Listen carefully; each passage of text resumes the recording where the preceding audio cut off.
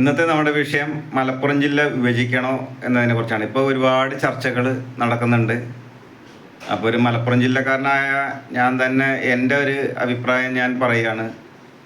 സർക്കാരിനെ സ്വീകരിക്കുകയോ അല്ലാതെ ആക്കുകയോ എന്ത് വേണമെങ്കിലും ചെയ്യാം.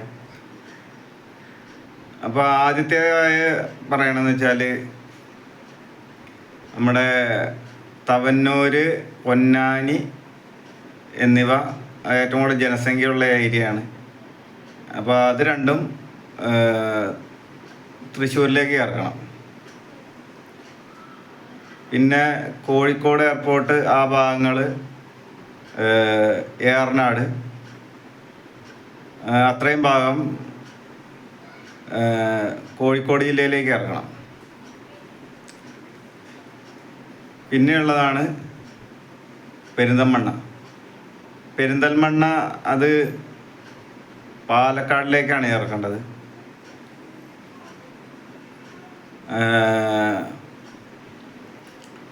പിന്നെയുള്ളതാണ് നിലമ്പൂർ. നിലമ്പൂർ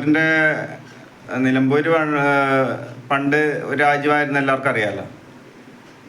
അപ്പോൾ നിലമ്പൂർ രാജ്യത്തിൻ്റെ ഭാഗങ്ങളാണ് മറ്റേ തമിഴ്നാട്ടിലെ നീലഗിരി, പിന്നെ നാടുകാണിച്ചൂരൊക്കെ ആ ഭാഗങ്ങളുണ്ടല്ലോ, ഗൂഡല്ലൂർ. ആ ഭാഗങ്ങളെല്ലാം നിലമ്പൂർ രാജ്യത്തിൻ്റെ ഭാഗമായിരുന്നുകൊണ്ട് തന്നെ തമിഴന്മാരെക്കാട്ടിലും കൂടുതൽ മലയാളികളാണ് അവിടെ ജീവിക്കുന്നത്. അപ്പോൾ അതുകൊണ്ട് തന്നെ നിലമ്പൂർ ഭാഗം തമിഴ്നാട്ടിലേക്ക് ഇറക്കണം എന്നാണ് എൻ്റെ അഭിപ്രായം. അപ്പോൾ പിന്നെ വയനാട്,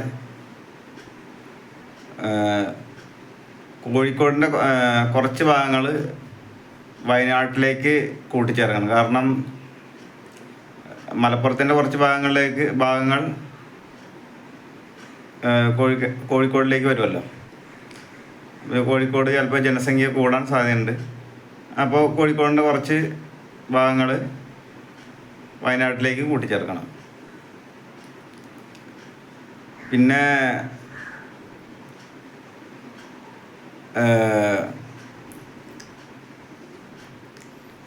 ഉള്ളതെന്ന് വെച്ചാൽ തിരൂർ, കോട്ടക്കൽ, മഞ്ചേരി എന്നിവയാണ് പിന്നെ പ്രധാനപ്പെട്ട ബാക്കി സ്ഥലങ്ങൾ. അപ്പോൾ ഇത് ഇത്രയും മലപ്പുറം ജില്ലയായിട്ട് നിലനിർത്താം. അത് ഏകദേശം ഒരു 50% ജനങ്ങൾ മലപ്പുറം ജില്ലയിൽ നിന്ന് ഇങ്ങനെ കുറയും. അപ്പോൾ അത് ഒരു ജില്ല രൂപീകരിക്കേണ്ട കാര്യമില്ല, നോർമലായിട്ട് തന്നെ നമുക്കത് മാറ്റി എടുക്കാവുന്നേ ഉള്ളൂ. അപ്പോൾ ഇതിനെക്കുറിച്ച് സംസ്ഥാന സർക്കാർ ഒക്കെ ചിന്തിക്കുക.